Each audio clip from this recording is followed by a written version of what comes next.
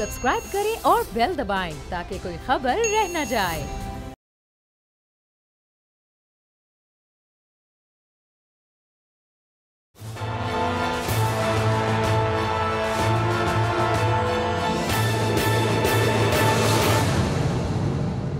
अस्सलाम वालेकुम नाज़रीन, मैं हूं आपका मेज़बान समी इब्राहिम और आप देख रहे हैं प्रोग्राम तज्जिया। आज मेरे साथ अलीना इलियास, हमारे दिफाई तज्जिया निगार जनाब अहमद मंसूर साहब और अदील वड़ाइच, जो वैसे तो तमाम मामलात पर उनकी नज़र होती है लेकिन ख़ास तौर पर जो कानूनी मामलात हैं वो उनको बड़ा उन पर अबूर हासिल है। तो ये दोनों हज़रात हमारे साथ हैं और इस वक्त पाकिस्तान के अंदर जो इश्यूज़ हैं वो डिफेंस रिलेटेड भी हैं और इसके साथ साथ लीगल इश्यूज़ हैं। इन्हीं पर पॉलिटिक्स जो है वो बेस कर रही है। तो सबसे पहले अहमद मंसूर साहब, ट्रैक टू डिप्लोमेसी की बातें भारत और कश्मीर, यानी कश्मीर के इशू पर भारत के साथ पिछले 2-3 हफ्तों से एक हाई प्रोफाइल ब्रीफिंग के बाद ये शुरू हुई। बड़ा उस पर अपोजिशन ने भी अपना एतराज़ किया और चीज़ें चलती रहीं कि, लेकिन कल प्राइम मिनिस्टर ने जो एक बात कही, प्राइम मिनिस्टर के जो अल्फाज थे वो ये थे कि मैं सुनता रहता हूँ कि कोई बातचीत हो रही है, लेकिन एक बात की वजाहत मैं कर दूँ कि अगर भारत ने 5 अगस्त 2019 के जो उसने इकदाम उठाए थे, जिसमें था कि आर्टिकल 370 को इंडियन कॉन्स्टिट्यूशन को अबॉलिश कर दिया गया, 35A को अबॉलिश करके मकबूजा कश्मीर को एनेक्स कर लिया गया था, जब तक वो वापस नहीं होते पाकिस्तान कोई भारत से बात नहीं करेगा। क्या इसका मतलब है? How do you read that? Sameer साहब, देखें, ट्रैक टू जो है वो हकीकत है, उसमें कोई शक नहीं है। और लेकिन जो हिंदुस्तान का जो किरदार है, अगर ट्रैक टू में अगर वो किसी स्टेज पे आया, पाकिस्तान ने भी कुछ बातचीत शुरू की, तो हिंदुस्तान काबिल एतमाद तो समीर साहब आपको पता है नहीं।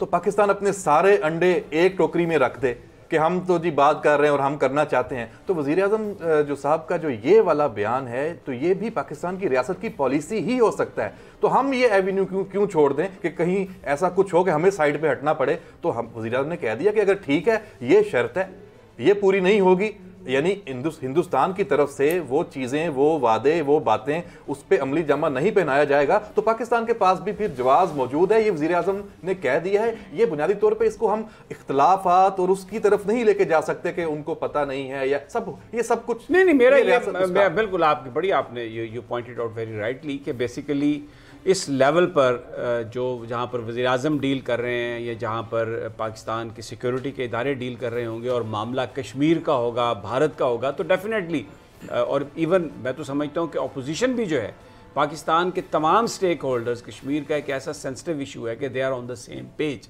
और सेम पेज वो ये है कि कश्मीरियों को उनका हक मिलना चाहिए, अपने वो मुस्तकबिल का फ़ैसला करें, वहाँ पर तशद्दुद ख़त्म होना चाहिए, वायलेंस ख़त्म होना चाहिए, उनकी ज़िंदगियों को जो ऑपरेस किया गया है वो ऑपरेशन ख़त्म होना चाहिए। तो इसमें तो कोई दो आरा है ही नहीं। बिल्कुल समीर साहब, इसमें हमें एक और बात को भी मद्देनज़र रखना पड़ेगा कि कश्मीर का जो इशू है, अगर ये रिजॉल्व होता है तो ये यकीनी तौर पर एक गैर मकबूल तरीन जो बात होगी, फैसला होगा, और पॉलिटिकल लीडरशिप इसका जो वजन जो है वो बर्दाश्त करना कोई आसान नहीं है।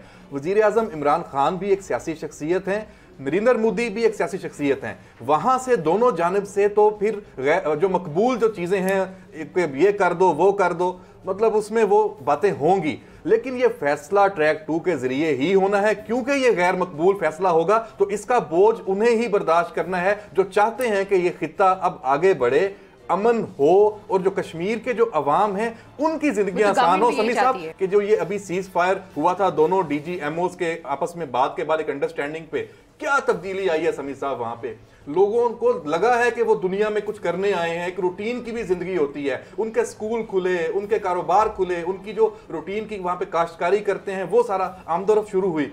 तो देखिए, ये होना चाहिए ना। तो इसके लिए हिंदुस्तान को और पाकिस्तान को किसी भी ट्रैक पे वो बात कर रहे हैं, आगे बढ़ना चाहिए।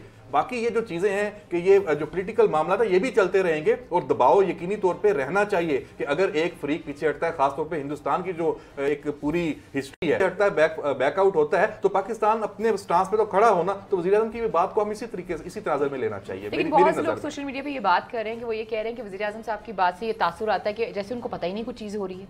ये जो तासुर गया है और जिस पे लोगों ने डिबेट करना शुरू किया, आपको लगता है ये तासुर सही है?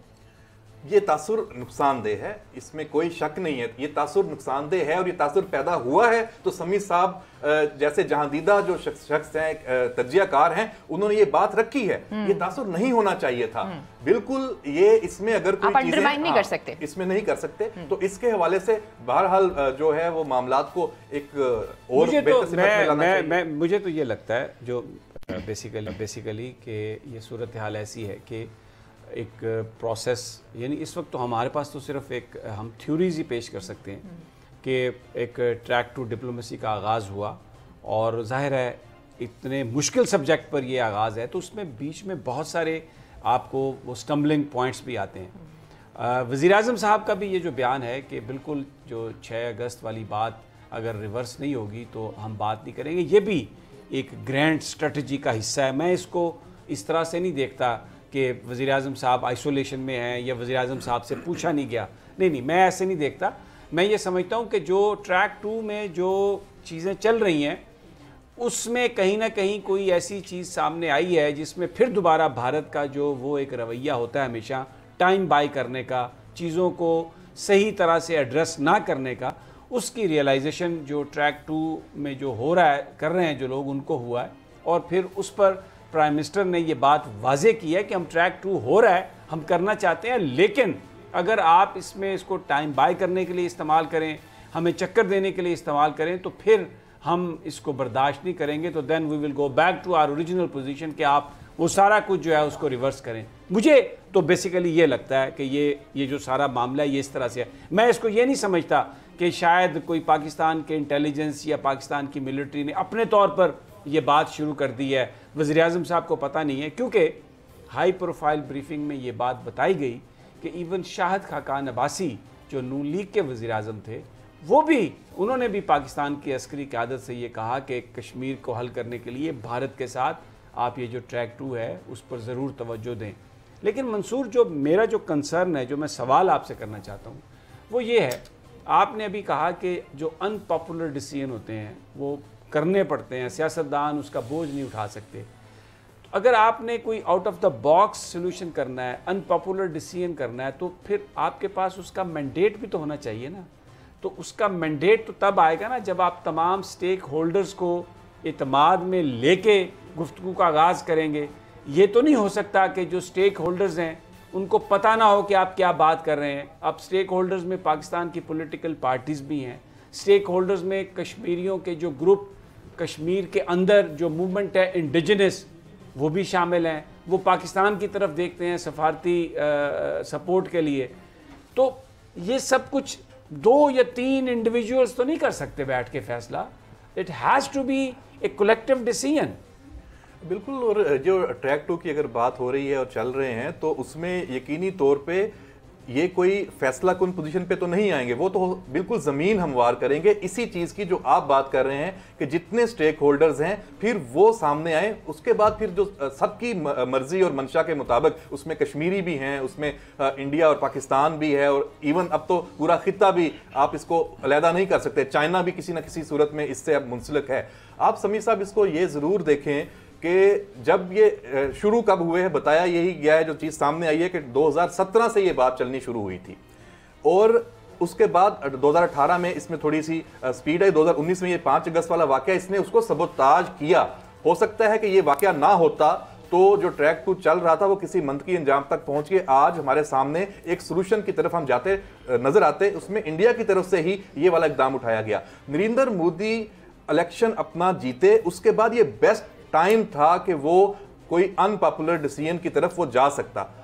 हमें ऐसी सिचुएशन इस तरह की नहीं है। इस वक्त इमरान खान जो ऐसा लीडर है कि वो ये चीज नहीं देखेगा कि वो गैर मकबूल होता है, मकबूल वो जाएगा उस तरफ। लेकिन वहां इंडिया में ये जरूर सूरत हाल थी, वहां ये बेस्ट टाइम था। अगर इस वक्त भी नरेंद्र मोदी जो है वो इस पे नहीं आता तो फिर नया इलेक्शन सर पे आ जाएगा, वो फिर कभी भी इस तरफ नहीं आएगा। यही 2-4-6 महीने की बात है। अगर इसने किसी वो कहते हैं ना कि किसी बेल मंडे चढ़नी है तो यही टाइम है। लेकिन हो सकता है कि फिर ये बात वहीं पे चली जाए जहां से शुरू हुई है। और ये इमरान खान साहब की जो स्टेटमेंट है ये इस तरफ ये खदशा है कि बात फिर शायद वहीं जा रही है जहां से शुरू हुई थी। लेकिन हमें उम्मीद बहरहाल रखनी चाहिए कि क्योंकि उम्मीद ही एक चीज बाकी रह गई है। 70 सालों से ये मसला हल नहीं हुआ, तो उम्मीद रखनी चाहिए और पाकिस्तान को बहरहाल अपनी सिंसियर एफर्ट्स करनी चाहिए, चाहे वो ट्रैक 2 में हो, हुकूमत का जो लेवल हो। बाकी आपकी बात है, तमाम फ्रीकैन, तमाम स्टेक होल्डर्स, उनमें बाहमी इत्मीनान का होना बहुत जरूरी है, इसमें कोई शक नहीं है।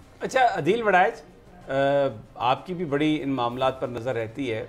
जब भी आप ट्रैक 2 करते हैं उसमें मैं मिसाल देता हूँ कि जब फ़लस्तीन का इसराइल के साथ मुआहदा हुआ था, यासिर अरफ़ात ने गुफ्तगू शुरू की थी और बड़ी खुफिया गुफ्तगू शुरू की थी और उन्होंने एक रियासत का, एक फ़लस्तीनी रियासत का क़याम भी अमल में आया था। लेकिन हमास एक बड़ा जो फैक्शन था वो क्योंकि उनको एतमाद में नहीं लिया गया था, उनको गुफ्तगू में शामिल नहीं किया गया था, तो वो अलहदा हो गए उनसे, यासिर अरफ़ात से। और बड़ा जो फ़लस्तीनियों की जो एक यूनिटी थी उसमें एक बहुत ज़रबेकारी लगी थी। क्योंकि जब आप ट्रैक 2 कर रहे होते हैं तो आप आगे जो मुज़ाकरात होने हैं आप उसके TOR तो तय करते हैं ना कि किस चीज़ पर होगी। और फिर अभी जो बात हो रही है, पाकिस्तान ने हमेशा कंपोजिट डायलॉग की बात की है, यानी कश्मीर जो था वो हर इशू पर रिलेटेड रहा। अब अगर ये फैसला कर लिया जाए कि सियाचिन का इशू अलहदा डिस्कस किया जाएगा, सर क्रीक का अलहदा किया जाएगा, इक्तसादियात अलहदा की जाएंगी और कश्मीर अलहदा किया जाएगा, तो ये एक बड़ा फैसला है। ये आप तमाम स्टेक होल्डर्स को एतमाद में लिए बगैर क्या ये फैसला कर सकते हैं? अदील वड़ाइच समी साहब, जो ट्रैक 2 है या बैक चैनल है वो तो इसी अंदाज में होता है। जहाँ तक बात है कि इसमें कश्मीरी लीडरशिप को होना चाहिए था, ये भी एक डिबेट हो रही है। देखें, इसमें कश्मीरी लीडरशिप जो है वो इस वक्त वो उसकी शर्त क्या है कि जब तक 370 वाला मामला, 35A वाला मामला हल नहीं होता, एड्रेस नहीं होता, उस वक्त तक हम बात भी नहीं करेंगे। ट्रैक 2 का मकसद ये है कि इस वक्त ज्यादा से ज्यादा गेन कर लिया जाए और उसके बाद जब फॉर्मल टॉक शुरू हो तो उसके बाद उन चीजों को मटेरियलाइज किया जा सके। ट्रैक 2 में देखें, इस वक्त एक चीज तो वाज़ेह और दुनिया को मालूम है कि भारत ये चाहता है कि पाकिस्तान बैठकर इस पर हमारे साथ बात करे। हमें भी ये जेस्चर नहीं देना चाहिए कि हमें कोई जल्दी है। लेकिन इस वक्त जो ट्रैक 2 वाली जो बात चल रही है और कहा जा रहा है जी एक मुलाकात के बाद से ये चीजें सामने आनी शुरू हुई हैं, लेकिन ये भी देखें कि ये शाहिद हकान अब्बासी साहब के दौर से मामलात शुरू हुए और कोई भी पॉलिटिकल लीडरशिप, चाहे ये मौजूदा हुकूमत ही क्यों ना हो, चाहे भारत की जानिब ही पॉलिटिकल लीडरशिप क्यों ना हो, कोई भी इसकी पॉलिटिकल कॉस्ट जो है पे करने के लिए तैयार नहीं है, चाहे जिसके नेशनल क्रेडेंशियल्स कितने ही मजबूत क्यों ना हो। लेकिन इस मामले पे कोई भी रिस्क लेता नजर नहीं आता। लेकिन बहरहाल इस मामले को हल तो होना है। जिस तरह अहमद मंसूर साहब लाइन ऑफ कंट्रोल और अहमद मंसूर साहब वहां के हालात देख कर आए हैं, वहां पर खास तौर पर 2020 जिस तरह गुजरा है समी साहब, वहां पर वहां के, मैं खुद भी एक दफा लाइन ऑफ कंट्रोल जाने का इत्तेफाक हुआ, वहां के लोग इस मरतबा जो ईद सुकून के साथ मना रहे हैं। और होता क्या है, वो जब फायरिंग करते हैं हमारे जो तमाम जो लाइन ऑफ कंट्रोल पर बसने वाले हैं उनको नुकसान होता है। हम यहां से अगर कुछ करें तो वहां भी दूसरी जानिब भी हमारे मुसलमान भाई हैं। तो समी साहब, ये जो इशू है कि जो 35A है और जो 370 वाला मामला है, ट्रैक 2 के बाद जब एक टेबल पर बैठ के जब मुज़ाकरात की बात होगी, लेकिन उससे पहले जाहिर है जब भारत ये मानेगा तब आगे बात जाएगी होगी। उसके बाद पॉलिटिकल जो वहां की जो लीडरशिप है, जो कश्मीरी लीडरशिप है, फिर वो इसका हिस्सा भी बनेगी। लेकिन समी साहब एक चीज ये देखें, लाइन ऑफ कंट्रोल पे हालात बेहतर हो जाते हैं। 35A के मामले पे वहां पर जो डेमोग्राफिक चेंजेस रुक जाती हैं, ये इस स्टेज पर क्या थोड़ी कामयाबी होगी, उसके बाद बातें आगे चलेंगी। वो जो उन्होंने अपनी राय का इजहार कश्मीरियों ने करना है, जो यूएन, असल में तो यूएन रेजोल्यूशन के मुताबिक ही इसका फैसला होना है, लेकिन वो जब डेमोग्राफिक चेंजेस रुकेंगी और उसके बाद जाकर आगे एक और सवाल मेरा अदील साहब से होगा। इन्होंने कहा मैक्सिमम गेन में कहीं आप कॉम्प्रोमाइज तो नहीं कर जाएंगे? ये भी मैं चाहूंगी कि वराइद साहब इसका जवाब जरूर दीजिएगा आप। देखें, इसमें मेरा तो ख्याल है अभी तक तो जब से ये मामला चल रहा है एक भी कोई ऐसी चीज सामने नहीं आई कि जिसमें ऐसा तासुर जाए कि पाकिस्तान अपना जो उसका स्टैंस है उससे पीछे हट रहा है। पाकिस्तान अपने स्टैंस से कहां पीछे हटा है?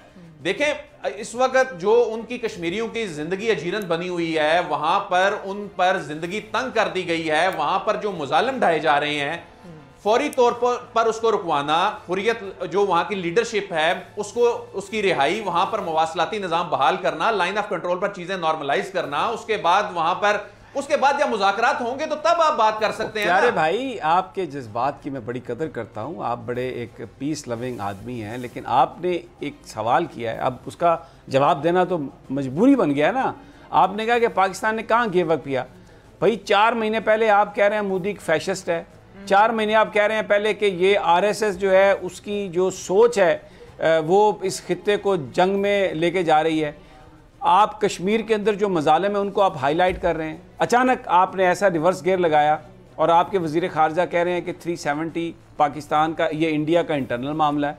फिर उसके बाद आप ये कह रहे हैं कि जी 370 को छोड़ें, 35A जो है वो यानी जो जिस आप सेटलमेंट की बात कर रहे हैं, 1.5 लाख से ज़्यादा वो डोमिसाइल इशू कर चुके हैं भारत वाले।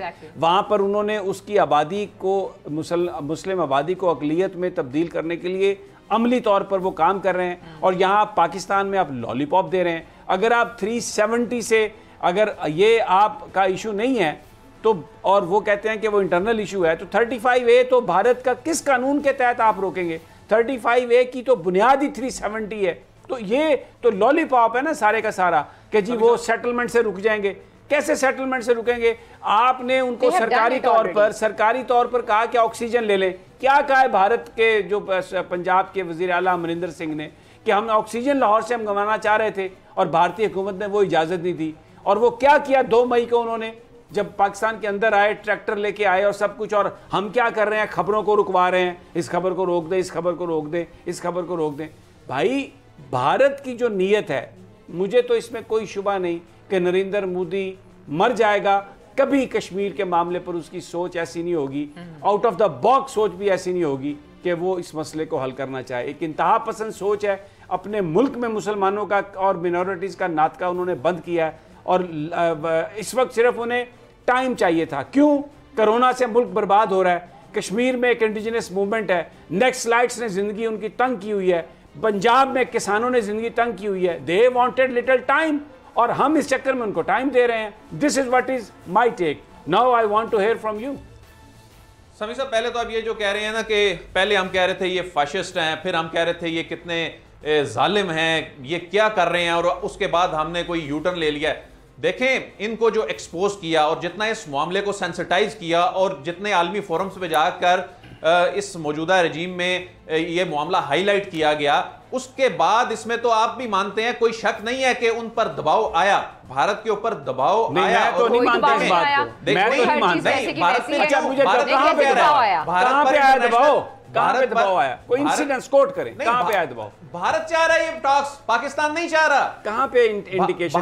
भारत ये चाह रहा है। आप मुझे बताएं कि कहां से एस्टैब्लिश हो रहा है? अगर भारत चाह रहा है तो भारत अब क्यों बैकआउट कर रहा है? भारत कहां बैकआउट कर रहा है? भारत ने कहां कहा है? लाइन ऑफ कंट्रोल की सूरत हाल, इमरान खान साहब ने बात की, उससे क्या आप मुझे एक बात बताएं, लाइन ऑफ कंट्रोल की सूरत हाल पे फरवरी के बाद से अब तक अमन और सुकून है? क्या ये भारत की मर्जी के बगैर हो रहा है? ये कैसे हो रहा है? सारा तो वो, लेकिन उनको तो फायदा है ना इस बात का। एक सेकंड रुक जाइए जरा, कि हमने कश्मीर के अंदर जो जुल्म हो रहा है उसके खिलाफ जो बात हमने करनी थी हम नहीं कर रहे। भारत का जो चेहरा हमने एक्सपोज करना था हम कोई बात नहीं कर रहे, क्योंकि हमने ट्रैक 2 शुरू कर दी है। वे तो टाइम पाएगा ना इंडिया का। बात अगर मान ली जाए तो फिर इसी तरह एक्सपोज करते रहते हैं मीडिया पर बैठकर, और या दूसरा हाल ये है कि जंग लगा देते हैं। जंग कर सकते हैं आप, मुतहम्मिल हो सकते हैं दोनों मुल्क। इसका हल यही है, अल्टीमेटली मुज़ाकरात है। अल्टीमेटली तो समी साहब, अल्टीमेटली तो मुज़ाकरात से ही होना है ना। और मुज़ाकरात से पहले ट्रैक 2 होने हैं और ट्रैक 2 हो रहे हैं, इसमें कोई अबनॉर्मल बात नहीं है। आपको अगर इसमें कोई अबनॉर्मल लग रही है तो वो बताएं आप। ये लग रही है यहाँ पे मैं अगर मुझे इजाजत दें, राय साहब बिल्कुल बात कर रहे हैं कि ना जंग से मसला हल होना है और ना मीडिया पे बैठ के हमने ये मसला हल करना है। लेकिन आपने जो आर्टिकल 370 की बात की है समी साहब, आर्टिकल 370 वापस आता है तो क्या पाकिस्तान को कबूल है? हमें 370 वैसे हमें उस सूरत में भी कबूल नहीं, 370 नहीं हमें, ये आप ये देखें, हमें इस पे जो सर इस पे हमें इशू ये था कि हमने कहा था कि इस पे कोई चेंज नहीं आएगी स्टेटस में जब तक कोई इसकी रेजोल्यूशन नहीं होती। सेकंड भाई, हम 370 हमें कबूल नहीं है। नहीं भाई, 35 नहीं 370 कैसे? ये तो अब आपने आर्गुमेंट बना लिया ना, 370 उन्होंने कर लिया तो आपने पीछे भागना था, इसलिए आपने ये कहा कि हमें तो पहले भी कबूल नहीं था। 370 क्या है? 370 gives special status to Kashmir कि ये एक डिस्प्यूटेड टेरिटरी है। अगर आपको 370 आप नहीं मानते कि ये डिस्प्यूटेड टेरिटरी है तो आपकी बेसिस क्या है? क्या बेसिस है आपकी अपनी बेसिस भी मुझे बताएं ना, आपकी क्या बेसिस है? अगर वो कश्मीर भारत का हिस्सा है, 370 नहीं है तो क्या नहीं आप मानते? मुझे बताएं। समी साहब, हम तो कश्मीर को पाकिस्तान का हिस्सा मानते हैं। समी साहब ने सवाल किया, सवाल का जवाब दें, बड़ा कैटेगोरिकली सवाल है ये। आप अपनी बेस पे ला रहे हैं। आप देखें हमारा जो इसमें पहले दिन से स्टांस वो है वो यही है कि हम ये कह रहे हैं कि कोई भी दोनों तरफ से, ना पाकिस्तान की तरफ से ना इंडिया की तरफ से, जब तक ये रिजॉल्व नहीं होता कोई स्टेप नहीं लिया जाएगा। दैट इज द रीजन, बात सुने, दैट इज द रीजन इसको इंडिया ने तस्लीम किया कि ये डिस्प्यूटेड टेरिटरी है और 370 कॉन्स्टिट्यूशन इंडिया में आया और कश्मीर का स्पेशल स्टेटस दिया गया कि ये डिस्प्यूटेड है और जब तक इसका फैसला नहीं होगा ये डिस्प्यूटेड है। और उसकी वजह से 35A आया कि नॉन कश्मीरी वहां पर प्रॉपर्टी नहीं खरीद सकते क्योंकि इस्तिस्वाब राय होना है, वहां पर वो पॉपुलेशन का तनासब, डेमोग्राफी उसकी तब्दीली कर सकते। अब यहां पर हमें जो बताया जा रहा है आके जो मैं क्या कहूं, हमें ये कह रहे हैं कि जी हम तो 370 मानते नहीं। ओ भाई, अगर आप 370 बिल्कुल दुरुस्त है कि जो एनेक्स जो उन्होंने मकबूजा कश्मीर पर जो कब्जा किया हुआ है हम उसको नहीं मानते, लेकिन ये सब चीज़ें कानून के तहत ही चल रही हैं ना। वो जो यूनाइटेड नेशन में जो इसको शक्ल दी इंडिया ने, जो कुछ भी हुआ वहाँ पर 370 उसकी एक बड़ी बुनियाद है। दैट इज़ द रीज़न कि prime minister of Pakistan said कि 370 पर अगर वापस नहीं आते ये 5 अगस्त वाली सिचुएशन पे तो हम इनसे बात ही नहीं कर सकते। That is the reason. समी साहब, मेरी एक रिक्वेस्ट है आपसे जी। देखें, जिस तरह मैंने जो मैं समझता हूं, मैंने अपनी एक इसमें राय दी कि मैं समझता हूं जी मुज़ाकरात इसका हल है। आप भी तो कोई हल बताएं ना, होना क्या चाहिए? या जंग करें या मुज़ाकरात करें? मुज़ाकरात करें तो किस अंदाज में करें? आप इसका हल बताएं। नहीं मजाक, आप जंग, किसने कहा कि आप जंग? फिर मुज़ाकरात किस तरह होने चाहिए? बहुत देखें, बात यह है आप सारा काम कर सकते हैं कंपोजिट डायलॉग की बजाय, आप जो एक एक करके इश्यूज पर डायलॉग कर सकते हैं। बड़ा सवाल यह है कि उन डायलॉग का मैंडेट किसके पास है और क्या जो दूसरे लोग हैं 22 करोड़ जो पाकिस्तानी हैं और जो डायरेक्टली इस कॉन्फ्लिक्ट में इन्वॉल्व हैं, क्या उनसे नहीं पूछा जाएगा? ये ट्रैक 2 तो ऐसे ही होते हैं सही साहब। ट्रैक 2 कौन करता है? ये तो ऐसे ही होते हैं, पहली स्टेज होती है। किसने डिफाइन किया कैसे होते हैं? नहीं, किसने डिफाइन किया कैसे होते हैं? डिप्लोमेसी में ऐसे ही होता है। जो ट्रैक 2 होता है ना, फिर एक मेरी बात सुन लें, वो फिर बहुत सारे वो लोग करते हैं जो गवर्नमेंट का हिस्सा नहीं होते लेकिन वो गवर्नमेंट को रिप्रेजेंट कर रहे होते हैं। अभी आपने इतना अहम इशू और आपने डायरेक्टली पाकिस्तान के सिक्योरिटी के इदारों को उसमें डाल दिया, इसका मतलब यह है कि कल उसका कोई भी रिजल्ट आए जो तवक्को के मुताबिक ना हो या जिसको लोग समझे ठीक नहीं है, तो किसकी रेप्यूट एट स्टेक है? मेरा सवाल है आपसे ये। मुझे आप एक बात बताएं कि इसमें कौन सी ऐसी चीज ट्रैक 2 में कोई चीज फाइनलाइज नहीं होती, उसमें अगले डायलॉग की एक राह हमवार होती है। बैठने में इतराज क्या है, हर्ज क्या है? कोई तो बैठेगा जब बात कभी तो बैठना है। आप अमेरिका आज तालिबान के साथ बैठा, आप डिफेंस के कॉरेस्पोंडेंट हैं, बोल का आप हिस्सा हैं, लेकिन बोल के बिहाफ पे आप बात तब करेंगे जब बोल की इंतजामिया आपको मैंडेट देगी। वैसे आप अपने तौर पे किससे मिले जाके जो मर्जी करें। तो सवाल बड़ा ये है, सवाल अदील बड़ा है, मेरे सवाल को समझने की आपकी मोहब्बत अपनी जगह पर कायम है, हम भी आप ही जितनी मोहब्बत करते हैं, लेकिन जो किसी भी इदारे की रेप्यूट है, ख़ास तौर पे हमारे जो सिक्योरिटी इदारे की रेप्यूट है, उस पर हम कोई कंप्रोमाइज़ नहीं कर सकते। हमारी वो फ्रंट लाइन स्टेट है डिफेंस की। मेरा सवाल सिंपल ये है कि आप बिल्कुल करें, लेकिन भाई आप किसी को फिर एतमाद में तो ले लें। ये जो मुल्क में इधर की आवाज़ें उठ रही हैं और ये जो वज़ीर आज़म साहब भी कह रहे हैं कि मैं सुनता रहता हूँ, इसकी नौबत क्यों आई? देखें, जब आपका दफ्तर खारजा ये कह रहा है कि जंग के दिनों में भी बातचीत के चैनल जो हैं वो खुले रहते हैं, और उस पे कोई ऐसा या कोई रिएक्शन नहीं कहीं से आ रहा, आपकी पॉलिटिकल लीडरशिप की जानिब से कोई इस तरह की, ये तो हम इंटरप्रिटेशन कर रहे हैं, हम ये कह रहे हैं, नहीं आया। हम कह रहे हैं जेस्चर ऐसा वजीर आजम कह के हम सुनते रहते हैं और इसका मुझे मतलब यहाँ ये पर है। एक ब्रेक लेनी है, मैं ब्रेक से वापस आता हूँ। तो मैं आई रिफ्रेश योर मेमोरी, इस पर नून लीग ने रिएक्शन दिया है, इस पर पाकिस्तान पीपल्स पार्टी ने रिएक्शन दिया है, इस पर तमाम सियासी जमातों ने रिएक्शन दिया है, बल्कि मरियम नवाज ने तो यहाँ तक कहा कि ये कश्मीर का सौदा किया जा रहा है, और आप कह रहे हैं कि किसी ने रिएक्शन नहीं दिया। लेकिन ये सब बात एक छोटे से वक्फे के बाद।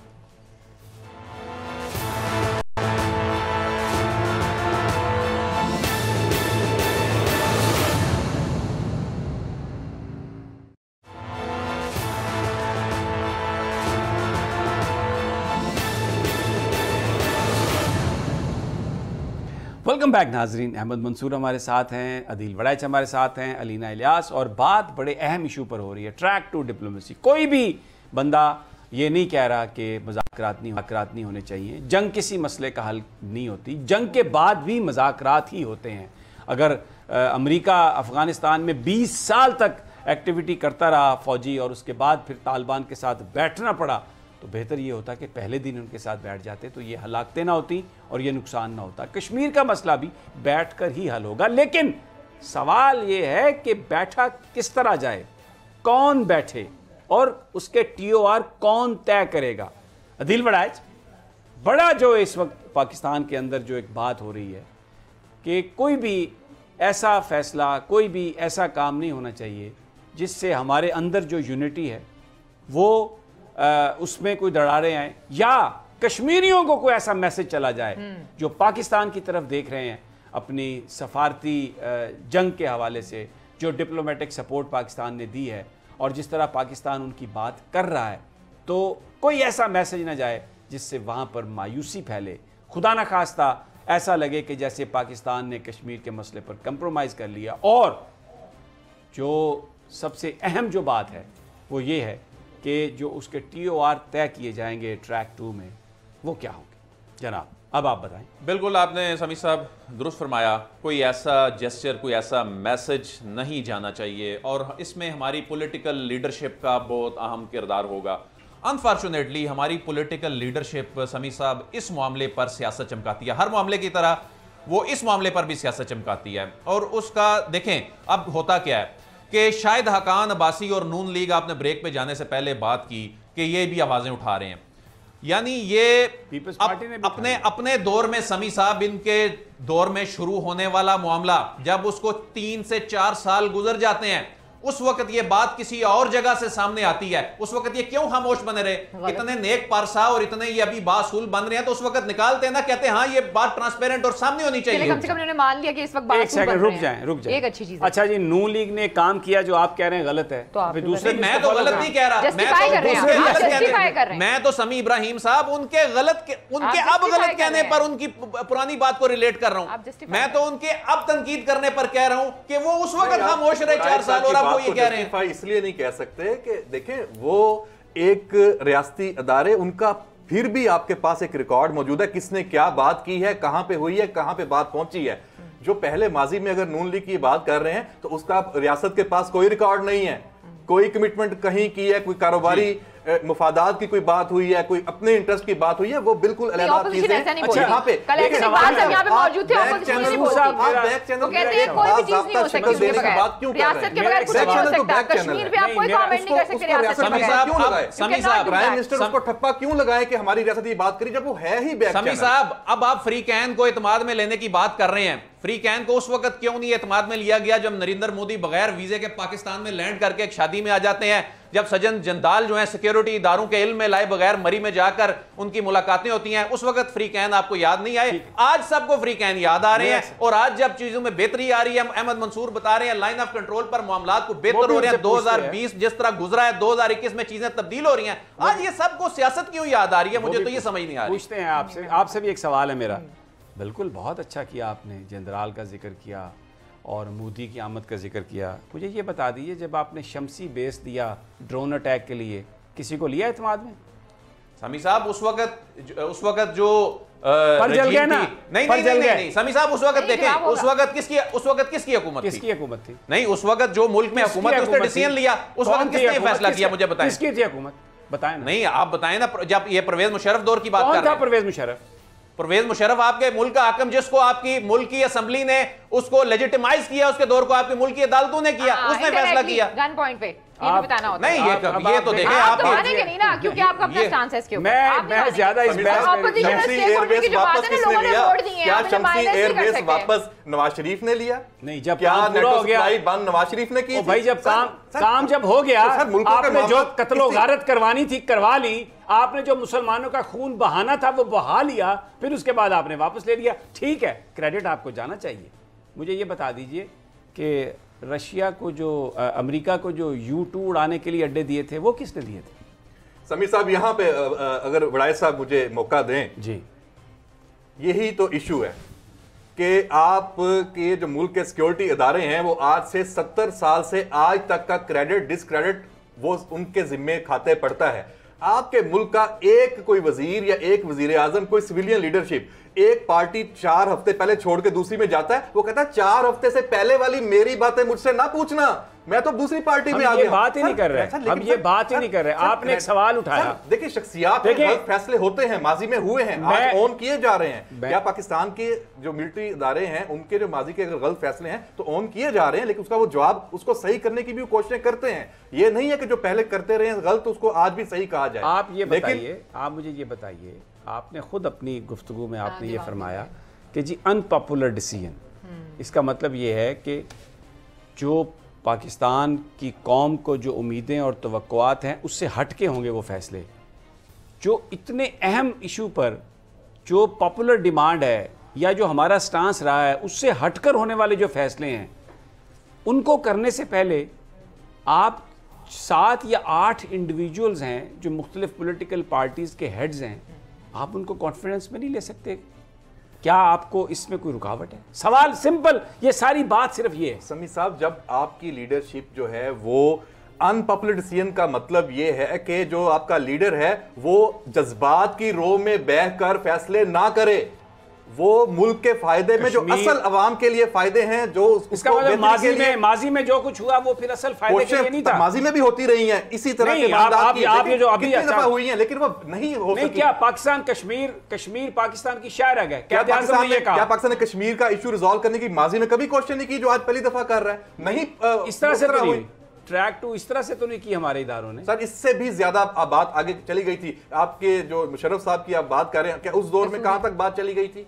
सेटलमेंट के करीब नहीं हुआ ना, अभी भी हुआ तो नहीं है, लेकिन कोशिश तो अभी भी चल रही है। आपको ये सवाल है जो हम बात करते हैं ना कि उस जमाने में रियासत ने ये किया था, आज भी रियासत अकेली कर रही है। अगर कल को कोई गलत डिसीजन आता है तो फिर रियासत पे सवाल होगा। सवाल तो वो ये ना कि आप स्टेक होल्डर, और हम माइनस नहीं कर सकते ऑपोजिशन को, हमारी ख्वाहिश हो सकती है लेकिन हम माइनस इसलिए नहीं कर सकते कि वो एक मैंडेट लेकर आए हैं, लोगों ने उन्हें वोट दिया। आप उस वोट की तो इज्जत करे ही करेंगे, आपको रखना तो पड़ेगा उनको उनके इस सारे फैसले में साथ। नहीं, अगर आप इतराज देखें, अहमद मंसूर और अदील वड़ाई, आप दोनों से ये सवाल है, अगर आप पाकिस्तान की सियासी जमातों पर ये इतराज़ करते हैं तो आपने मोदी को बुलाया जी हमें बताया, आपने उसको बुलाया तो हमें बताया, तो फिर यही सवाल तो आपसे है। अब आप ट्रैक 2 कर रहे हैं, किसी को बताया आपने? समी साहब, बताया किसी ट्रैक को? 2 का मतलब होता ही नॉन गवर्नमेंटल होता है, नॉन गवर्नमेंटल है, अनऑफिशियल होता है, ये इसमें हुकूमत नहीं बैठती है। आपको किसने कह दिया ट्रैक 2 में को फॉर्मल तरीके से होती है? ट्रैक 2 में कोई TORs तय होते हैं। ट्रैक 2 एक बुनियाद है, बहुत इनिशियल चीज है, जिसके बाद जाके आगे इसको फॉर्मलाइज करना होता है। इसमें गवर्नमेंट के लोग कहां बैठते हैं? अभी आप देखें, आप जाकर ट्रैक 2 की तमाम डिक्शनरीज में डेफिनेशन चेक कर लें, कहां ट्रैक 2 में होता है कि गवर्नमेंट्स बैठती हैं, पॉलिटिकल लीडरशिप बैठती है। ये तो होते ही इनफॉर्मल राब्ते हैं और वो इसी अंदाज में होते हैं। और दूसरी जानिब से क्या हो रहा है? दूसरी जानिब से हुकूमत बैठ रही है क्या? दूसरी जानिब से भी ऐसे ही हो रहा है। और उसके बाद जाकर जब फॉरेन ऑफिस और ये लोग बैठेंगे और उसके बाद बात आगे बढ़ेगी। मुझे आर्गुमेंट आपका समझ नहीं आ रहा। अभी जो लोग ट्रैक 2 कर रहे हैं ये गवर्नमेंट का हिस्सा नहीं है? देखें, आप जिन लोगों को आप उनको गवर्नमेंट से अलग समझते हैं। ये हुकूमत नहीं, ये रियासत का हिस्सा है। ये हुकूमत का हिस्सा नहीं है। खारजा के बयान जो आए हैं ये हुकूमत का हिस्सा नहीं है, ये रियासत का हिस्सा है। अब इस पे अगर आपका ये मौक़िफ़ है, सुनने वाले खुद अपना माइंड बना सकते हैं। मैं इस पे ज्यादा फौज हुकूमत का हिस्सा तो नहीं होती या रियासती इदारे हुकूमत का वो रियासत का हिस्सा होता है। बात खत्म हुई, आप मुकर सकते हैं। ट्रैक 2 का फायदा यही है कि आप उसको ये स्पेस देते हैं कि आप अपनी बात से पीछे हटना चाहें तो हट सकते हैं। अगर रियासत मुल्क मामलात आपस में तय करते हैं फौरन ऑफिस की सतह पे, वहां से पीछे नहीं हट सकते। इसलिए वो रिटायर्ड लोग करते हैं, सर्विंग लोग नहीं करते। आप बात कैसी कर रहे हैं कि आप मुकर सकते हैं? तो किसने करने हैं ये एक क्वेश्चन है, आपकी बात बिल्कुल वैलिड। किसने करने हैं ये, इस पे डिबेट हो सकती है। आप क्या बात कर रहे हैं कि मुकर सकते हैं? अब जो लोग अभी जो कर रहे हैं ट्रैक 2, ये मुकर जाएंगे। राह के साबिक चीफ को करने चाहिए थे, हाजिर सरवस क्यों कर रहे हैं? बिल्कुल इसमें आपकी बात वैलिड है, वो नहीं उनको आना चाहिए। कर रहा हूं कि हमारा जो इदारा है, पाकिस्तान के जो सिक्योरिटी के इदारे हैं, उनकी बहुत कुर्बानियां हैं। और ये जो मुल्क आज कायम है, ये इन इदारों की कुर्बानियों की वजह से कायम है। अगर आप पाकिस्तान की फौज ना होती तो जिस तरह दुश्मनों ने पाकिस्तान पर हमले किए हैं, ये मुल्क शायद इस तरह से ना रहता। Credit goes to them. हमारे शोहदा को जाता है क्रेडिट, इस इदारे को जाता है क्रेडिट। मैं तो सिंपल ये बात कर रहा हूँ कि जब आपने इतने टफ डिसीजन लेने हैं, तो फिर कोई ऐसी बात आप अगर करने जा रहे हैं तो ऐसी बात से आप इज्तनाब बरतें जिससे उसकी रिप्यूट पर छोटा सा भी सवाल आ जाए। सिर्फ गुफ्तगू इस बात पर है। लेकिन इतनी सी बात है कर लूं, प्राइम मिनिस्टर अगर इतनी इन्होंने ये बात की है तो एक सवाल के जवाब में टेलीफोन कॉल के जवाब में करने की बजाय, वो भी उनके पास बहुत सारे चैनल्स हैं तो करें ना, किसने रोका है? मतलब ये बड़ी अजीब बात है कि आप उनकी उस बात को पकड़ के बैठ गए हैं। तो प्राइम मिनिस्टर को भी तो करें ना बात, आए बैठे खुल के बात करें। वजीर आजम है तो फिर लें उसकी पूरी जिम्मेदारी, किसने रोका है? ठीक है, लेकिन यहाँ पर एक छोटा सा वक्फा, वापस आ। तो ये मौजू जो है बड़ा अहम है और अहमद मंसूर साहब भी जज्बात से भरपूर हैं। अदील वड़ाइच भी इस वक्त एक बिल्कुल मुझे जज्बाती हीरो लग रहे हैं। तो गुफ्तगू जारी रहेगी, लेकिन एक छोटे से वक्फे के बाद।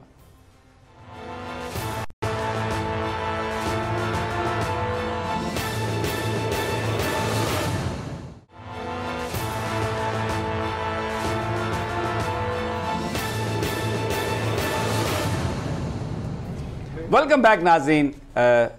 पाकिस्तान बड़ी संजीदा कोशिश कर रहा है कि कश्मीर का मसला किसी तरीके से हल हो जाए और out of the box solution उसको ढूंढने के लिए। और लेकिन इसका एक फ़ायदा ज़रूर हो रहा है हमें कि भारत का जो असली चेहरा है, जो एक ऐसा मकरू चेहरा है जिसने कश्मीरियों का खून बहा, और इस पूरे ख़ित्ते में इस वक्त जो एक बदअमनी की फ़ज़ा है, वो भारत की उस सोच की वजह से। और ये पहला मौका है कि पूरी दुनिया ये देख रही है कि पाकिस्तान एक्स्ट्रा माइल जा रहा है, Pakistan out of the way जाके कोशिश कर रहा है। और पाकिस्तान के सिक्योरिटी इदारे, जिन पर हमेशा से इल्ज़ाम लगता रहा कि उन्होंने, दुनिया ने इल्ज़ाम लगाया कि पाकिस्तान कभी दरअंदाज़ों को कश्मीर में भेज रहा है और पाकिस्तान दहशतगर्दी को सपोर्ट करता है, वो पाकिस्तान की फ़ौज उसने मुकम्मल तौर पर जो LOC और वर्किंग बाउंड्री है हमारी, उस पर भी पूरा अमन कायम किया और भारत के साथ गुफ्तगू का आगाज़ भी किया,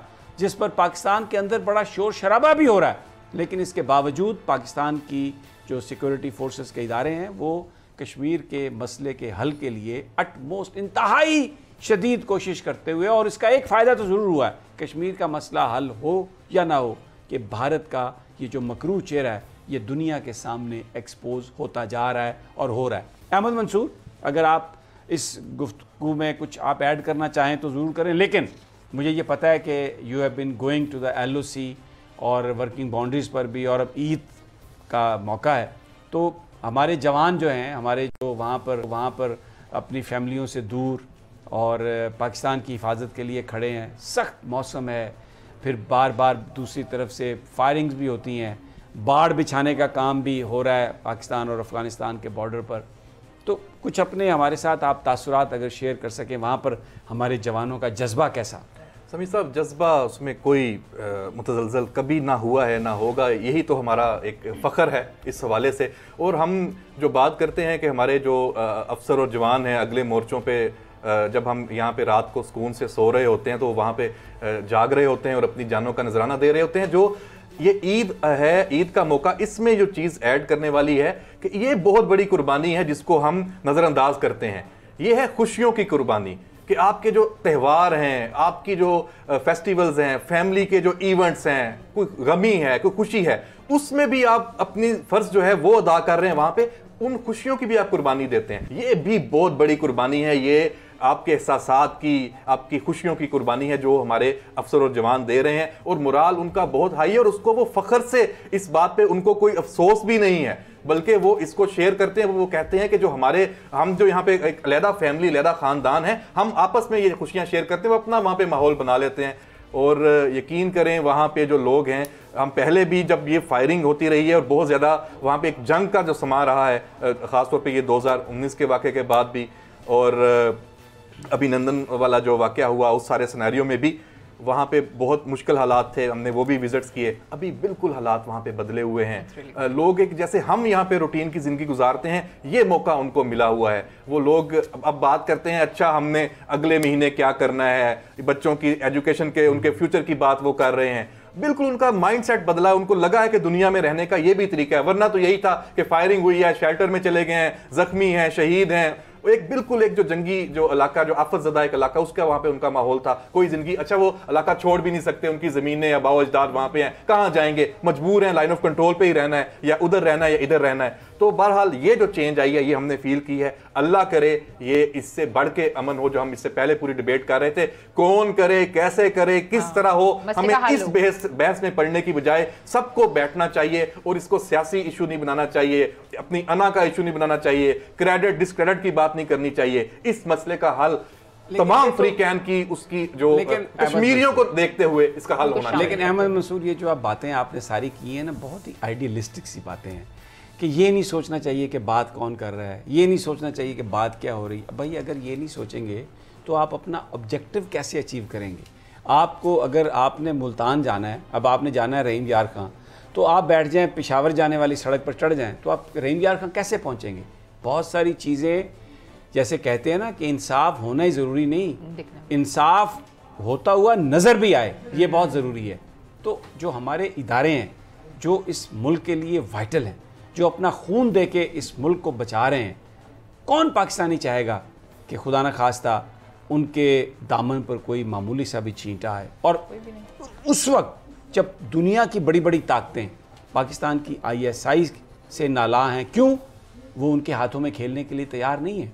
पाकिस्तान की फ़ौज पूरी दुनिया के हाथों में खेलने के लिए तैयार नहीं है।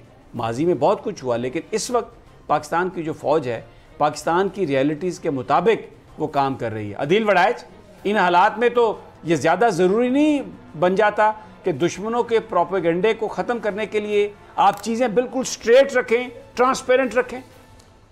जी बिल्कुल स्ट्रेट और ट्रांसपेरेंट बिल्कुल रखनी चाहिए, लेकिन जो दुश्मन का वार है ना, वो वक्त के साथ साथ बदलता जा रहा है, और दुश्मन किस तरह अब गैर रवायती अंदाज में हमले कर रहा है, गैर रवायती अंदाज में हमारे मुल्क के अंदर वो इंतशार फैलाने की कोशिश करता है। और आपको हर दूसरे तीसरे बड़े इवेंट में ये चीज़ नज़र आती है। लेकिन देखें पाकिस्तान जो है ये शुरू से ही क्या जेस्चर दे रहा है। इमरान खान वज़ीर आज़म बनते हैं और ख़त लिखते हैं, 2 मरतबा ख़त लिखते हैं, मुज़ाकरात की दावत देते हैं, फिर ये जो कुलभूषण यादव है, कुलभूषण यादव से पहले जो पकड़ा जाता है, उसके मामले पे जो भारत एक्सपोज होता है, भारत हर गुजरते दिन के साथ एक्सपोज होता है और पाकिस्तान हर गुजरते दिन के साथ एक अच्छा जेस्चर देता है। फिर उसके बाद अभिनंदन वाले वाक़े में पाकिस्तान खुद ये इनिशिएटिव लेता है, अभिनंदन को रिलीज करने वाला, भारत के हवाले करने वाला। फिर करतारपुर राहदारी कितना बड़ा इनिशिएटिव है जी, 2 मुल्कों के दरमियान एक समझ लें कि वो बॉर्डर खुल गया, बगैर वीजे के वो आ सकते हैं, उसमें भारत रुकावटें डालता रहा, उसको तकलीफ होना शुरू हो गई इस पे भी। तो अब देख लें, अब पाकिस्तान ने जो जेस्चर दिया अभी ये जो इमदाद वाला, उसको उसने ठुकरा दिया। तो मैं समझता हूं कि भारत हर गुजरते दिन के साथ एक्सपोज भी हो रहा है, बुरी तरह एक्सपोज हो रहा है। वो अपने गरूर और तकब्बुर में आकर वो अपनी साजिशें भी जारी रखे हुए है, वो यहां पर मौजूद अनासर को इस्तेमाल करते हुए इंतशार भी फैलाता है, एक्सपोज भी हो रहा है। मैं समझता हूं कि इसमें जिस हद तक हो सकता था पाकिस्तान एक अच्छा जेस्चर दे रहा है, अब इससे ज्यादा फिर क्या करें। बिल्कुल सही है। Alina, you want to say anything? Sir basically मैं इतना कहना चाहूँगी कि कश्मीर का इशू है ना, वो हम सबके दिलों के बहुत करीब है, बहुत सेंसिटिव इशू है। जैसे कि जब हम बचपन में थे तो हमें कहा जाता था कश्मीर जो है वो शारक से भी करीब है और हमने इसको सॉल्व करना है, कश्मीर हमारा है। बात यह कि आप जो भी इसके हल निकालें, ग्रे नहीं होना चाहिए, it should be black and white. और सबसे इंपॉर्टेंट चीज ये कि कौम को एतमाद में, चलो पोलिटिकल पार्टीज आप जो मर्जी करते हैं, लेकिन कौम को एतमाद में लिए बगैर अगर आप ये फैसला करेंगे तो इसके फिर नताइज भी निकलेंगे, और अगर वो फैसला कौम की पसंद का ना हुआ तो कौम जो है वो रिएक्ट भी करेगी। तो मेरे ख्याल में ये बहुत सेंसिटिव इशू है, उसको बड़े तरीके से लेकर चलना चाहिए। This is what I think. ये बात बिल्कुल सही है। फैसला कौम की मेरा ख्याल है कि हो ही नहीं सकता कि पाकिस्तान के और अवाम हैं और कश्मीरी अवाम है उनकी उमंगों के मुताबिक ना हो, और उनको इत्मीनान में और इत्मीनान में और उनको साथ शामिल किए बगैर नहीं होगा। इसको बिल्कुल यही हमें देखना चाहिए और ऐसा ही होगा, वरना फिर इसका कोई नतीजा नहीं निकलेगा। एक हम नए फेज में दाखिल हो जाएंगे। एक बात आपको देखें, आपने वज़ीर-ए-आज़म साहब के बयान पर बात की, अहमद मंसूर, आपने कहा कि वज़ीर-ए-आज़म साहब ने ऐसा बयान देना नहीं चाहिए था या ये ऐसा नहीं। देखिए, आप एक बात को समझें, मैंने पहले भी आपसे ये कहा कि ये रियासती पॉलिसी का हिस्सा भी हो सकता है। दूसरा, जो मेरी तहरीक इंसाफ के लोगों से बात हुई, उन्होंने कहा कि ये जो इमरान खान साहब का जो रेफरेंस था, ये it was not aimed at towards Pakistan security forces. उन्होंने कहा कि बहुत सारे लोग ये बयान देते रहते हैं कि जी कश्मीर पर ये हो गया, कश्मीर पर ये हो गया। तो प्राइम मिनिस्टर के जो मुखातिब थे उन्होंने कहा कि मैं सुनता रहता हूँ कि जी मैं अखबार में, इससे मुराद ये थी कि मैं टीवी पे स्टेटमेंट्स देखता हूँ, मैं अखबारात में स्टेटमेंट्स देखता हूँ कि कश्मीर पे ये हो गया, वो हो गया, तो आपको बता दूँ, आपको क्लैरिफाई कर दूँ, आपको मुतमईन कर दूँ, आपको ये इत्मीनान दे दूँ कि जब तक वो जो एक्शन उन्होंने लिए वो रिवर्स नहीं करेंगे तब तक हम कश्मीर पर बात नहीं करेंगे। मतलब ये है कि हम जो गैर कानूनी काम वो कर रहे हैं उनको तस्लीम नहीं करेंगे। इसका मतलब ये था, अगर आप इसको ये समझें कि टीवी पर बैठ के वो आर्मी चीफ को ये बता रहे हैं या इंटेलिजेंस चीफ को ये बता रहे हैं, तो ये इंटरप्रिटेशन तहरीक इंसाफ के लोग जो हैं, अहम लोग जो हैं, वो कहते हैं ये इंटरप्रिटेशन नहीं है। ये बुनियादी तौर पर इस वक्त कश्मीर के मसले पर वज़ीर-ए-आज़म पाकिस्तान और पाकिस्तान के सिक्योरिटी के इदारे they are on the same page. और वो जो बयान था वो basically it would tell to the public also, to the world also, कि पाकिस्तान तो बहुत कोशिशें कर रहा है लेकिन भारत जो है वो उसका जो मकरू चेहरा वो शायद वही है। सर ऐसा ही होगा, और मैं इसी बात पे फिर दोबारा ये आऊँगा कि वज़ीर-ए-आज़म ब्लैक एंड वाइट में कभी मानेंगे ही नहीं, या पाकिस्तान की जो फॉरेन मिनिस्टर हैं कभी नहीं मानेंगे कि ये चीज़ें हम इस तरह कर रहे हैं। और आप अभिनंदन वाली बात को फिर कहें कि उसकी अनाउंसमेंट किसने की थी छोड़ने की? वज़ीर-ए-आज़म ने असम्बली के फ्लोर पर की थी। तो वो क्यों की थी? क्या ये बैकडोर कुछ चल रहे होंगे तब भी की थी? मुफ्त में तो नहीं दे दिया। तो समी साहब ये सब चीज़ें चल रही हैं, नहीं मानेंगे वो। बहरहाल उम्मीद रखनी चाहिए कि अल्लाह ताला हम सब पर रहम करे और जो है वो बेहतर अंदाज में जाएं, और पाकिस्तान के जो इदारे हैं उनकी जो रेप्यूट इस वक्त जो पाकिस्तान और उनकी जो इज़्ज़त इस वक्त पाकिस्तानी लोगों के दिलों में है वो कायम रहे, और पाकिस्तान भी कायम रहे और कश्मीर भी आज़ाद हो, वहाँ पे लोगों के साथ जो जुल्म हो रहा है उसका भी खात्मा हो। इजाज़त दीजिए, इंशाल्लाह फिर मुलाकात होगी। अल्लाह ने के